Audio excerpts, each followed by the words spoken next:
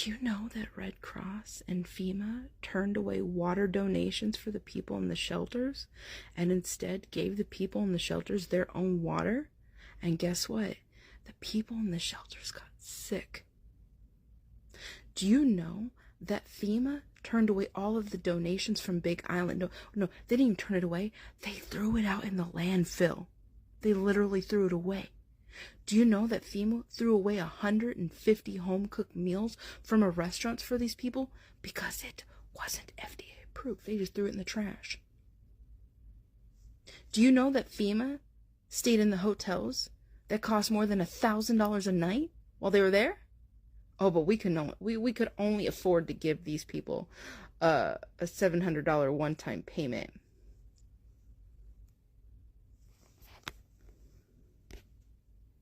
This almost looks coordinated. There are two types of billionaires in this world. One is Elon Musk, who shipped over 650 Starlink internet kit to 40 plus organizations across Maui in order to reconnect victims. The other is Oprah, who is fueling money into one of her organizations from middle class folks on social media. I haven't met a single person here on Maui that has gotten a dime from Oprah, but I've met dozens that have benefited tremendously from SpaceX internet connection. It is too much to ask Oprah, who owns over 2,200 hectares on Maui, to step up. If anyone received anything from Oprah personally, please let me know. I love to speak with you. This is somebody on ground zero reporting on what is going on. It can clearly tell you one thing: Elon Musk has been silent and is doing this. I have checked on Google to see if any person has published an article pertaining to this. Nobody has done that. A pain and suffering has turned to anger for some residents tonight after national news reports saying FEMA workers have turned the tragedy into a vacation. Our Jolani Martinez joins us now with the details. I mean, I feel sick. Dustin Kaleopu lost his home in the Lahaina fire. So they're seeing government employees or government volunteers staying in these luxury accommodations, being funded by taxpayers. That's where a lot of the frustration comes from. A FEMA official we spoke with does not deny they are staying at five-star hotels and that taxpayers' money is paying for lodging for employees and survivors, but says it's not what it looks like. FEMA personnel and responders are not here on vacation. We're all here for the residents of Maui and the survivors of this terrible incident. Daryl Habish says instead of the $1,000 a night rate, FEMA is paying hotels the government rate of $345 a night. Whatever the cost, political analyst Colin Moore says these are difficult times. It's jarring to see these images of the people who are there to help staying in these luxurious surroundings. I understand the outrage. It's also important to remember that there's a per diem for the amount of money that government workers traveling can spend. Obviously, alcohol isn't part of that. The amenities on a resort aren't part of that. They're there to do their job. And more than 1,000 FEMA workers are on Maui, and more than 2,000 evacuees are also staying in hotels and other housing. FEMA personnel are not taking away hotel rooms from any survivors at all. We will move out and live in tents. And believe me, we do that so that the available hotels are used for survivors and their families. FEMA says it's dedicated to getting help to residents. Those in need of housing should register at UH's college, Maui College, or call their 24-hour hotline. Now, the Disaster Recovery Center, to be clear, is at UH's Maui College.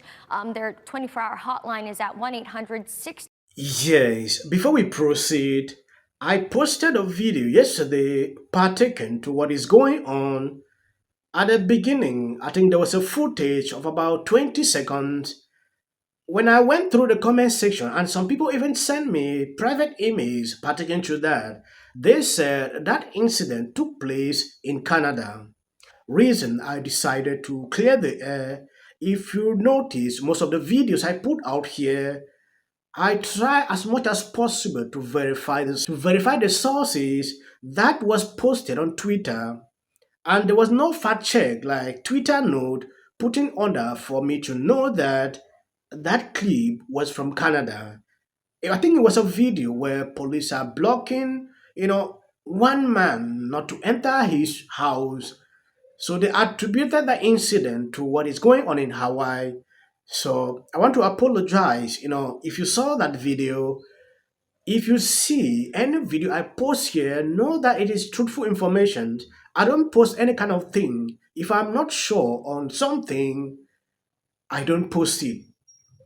Reason sometimes I even state this without putting videos because I don't get reliable sources to some videos. I think I posted this few hours ago. If you never saw the video, take a look at this. Emergency proclamation saying there's systemic racism in the current housing laws. Because we've got laws, exclusionary zoning laws that are racist in their origin and explicitly designed to make housing unaffordable. While there's no official census data yet, Higa says the Lahaina wildfire made the exodus of Hawaii residents from the islands even worse. These policies were clearly designed to discriminate racially. One lawsuit against the state's housing emergency proclamation was from the Sierra Club and ACLU, claiming it was unconstitutional. This is just, totally unacceptable. Now, some developers told Hawaii News Now they were hesitant on submitting housing projects to the working group because they feared lawsuits. I'm Mahialani Richardson, Hawaii News Now. Thank you very much. Yes, according to this paragraph, but after the Lahaina wildfire, the proclamation became a flashpoint with claims of a West Maui land grab and conspiracy theories that fueled online anger. Medeiros rapidly denied the proclamation would be used for anything other than to facilitate the community's will. You can see clearly why they are resigning.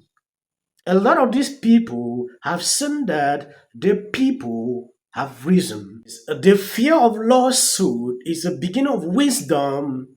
We have been talking about this for some time on this platform about land grab, and it's reaching a certain level. They can no longer take it. Now they say they cannot withstand the online attack. Medeiros released a lengthy statement on Thursday afternoon that details her decision to resign, saying threat and false allegations had been made against her and her loved ones. I love my family, and for the sake of their health and safety, I have been left with no choice but to resign from my position, she said. With my resignation, the discussions about housing should no longer be about me.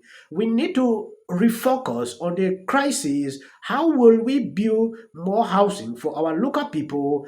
Listening to them at this moment, and as I've gone around to shelters and talked to people about what do they need, they don't need a lot of red tape. This volcano in